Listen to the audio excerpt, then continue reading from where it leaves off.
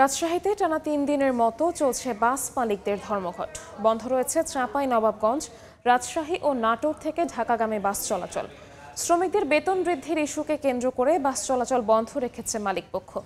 সকালে বাস স্ট্যান্ডে গিয়ে ঢাকাগামী গাড়ি না পেয়ে চরম ভোগান্তিতে পড়েন যাত্রীরা। মালিকরা বলছেন, শ্রমিকদের বেশিরভাগ দাবি এরই মধ্যে পূরণ করা হয়েছে, তারপরেও কিছু ছোটখাটো বিষয় নিয়ে দ্বন্দ্ব চলছিল। তাই বৃহস্পতিবার রাতে হঠাৎ বাস চলাচল বন্ধের সিদ্ধান্ত নেন তারা। এর আগে শনিবার রাতের মধ্যে বাস চলাচল শুরু হতে পারে বলে জানিয়েছিলেন মালিকরা, কিন্তু শেষ পর্যন্ত তারা জানান মালিকপক্ষের বৈঠকে চূড়ান্ত সিদ্ধান্ত না হওয়া পর্যন্ত ধর্মঘট চলবে। তবে এই রুটে একতা ট্রান্সপোর্টের বাস চলাচল করছে।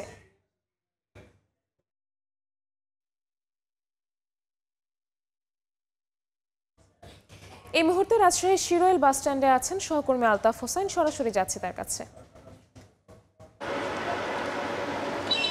বাস মালিক ও শ্রমিকদের দ্বন্দ্ব যেমনিভাবে আসলে নিরসন হচ্ছে না, তেমনিভাবে কিন্তু যাত্রীদের ভোগান্তিও চরমে পৌঁছেছে। আমরা আজও সকাল থেকে যাত্রীদের ভোগান্তি দেখেছি এবং গত বৃহস্পতিবার রাতে যখন হঠাৎ করেই মূলত বাস মালিকরা বাস বন্ধ করে দেন, তখন থেকে কিন্তু যাত্রীরা ভোগান্তি পোহাচ্ছে।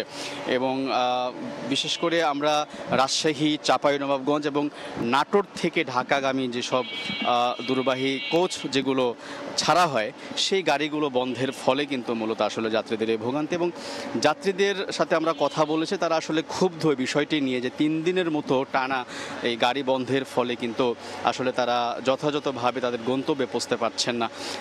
এবং তারা আসলে যদিও গতকালকে অভিযোগ করেছিলেন যাত্রীরা যে অগ্রিম টিকিট কাটা হলেও টাকা ফেরত দেওয়ার বিষয়ে আসলে কোনো ধরনের সাড়া পাচ্ছিলেন না মালিক পক্ষের বা কোম্পানিগুলোর কাছ থেকে। তবে আজ আমরা কথা বলেছি, অনেকে বলছেন যে না, আসলে যে অগ্রিম টিকিট কাটার যে টাকাটি সেটা আসলে ফেরত পেয়েছেন, কিন্তু কখন নাগাদ আসলে বাস ছাড়া হবে আর কখন নাগাদ হলে সুষ্ঠুভাবে যাত্রীরা তাদের গন্তব্যে পৌঁছতে পারবেন সেটা কিন্তু আসলে এখনও নিশ্চিত করে বলা যাচ্ছে না। আমরা মালিক পক্ষের সাথে কথা বলেছি, গতকালও কথা হয়েছে, তারা গতকালকে সারাদিন আশ্বাস দিয়েছিলেন, গতকালেও সারাদিন আশ্বাসের ভিতর দিয়ে গিয়েছে। তারা বলেছিলেন যে গতকাল রাত্রে হয়তো একটি সিদ্ধান্ত আসতে পারে বাস ছাড়ার বিষয়ে।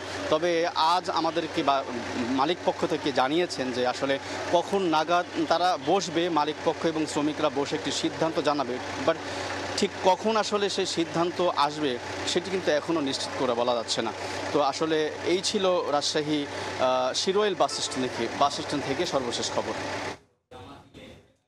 রাজশাহী থেকে সরাসরি যুক্ত হয়েছিলেন সহকর্মী আলতাফ হোসেন।